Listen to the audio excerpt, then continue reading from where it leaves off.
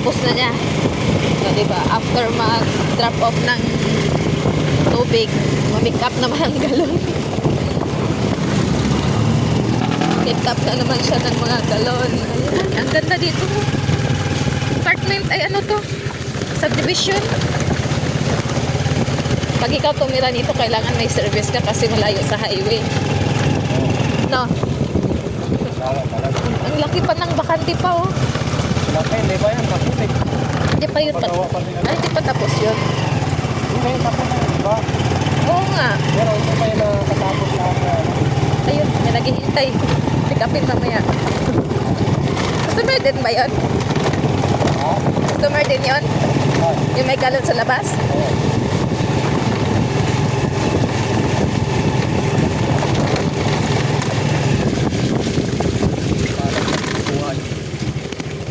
May stock pa kasi. Marami na yun ah. Bakante. Ang laman, marami rin. Papasok mo pa dyan. Maputi. Agal ko po ah.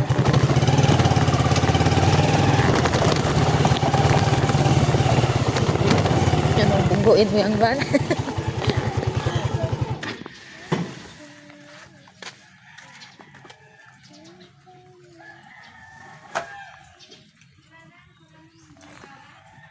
Sanina, Mama. Ikaw naman.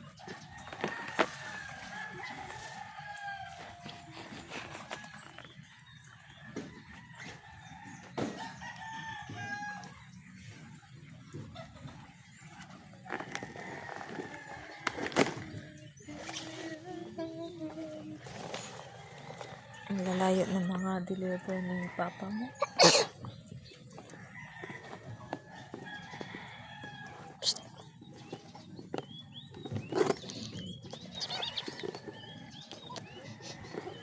Anong kain ka na naman?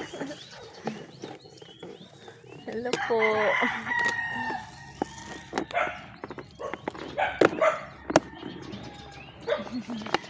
Hello, dami aso.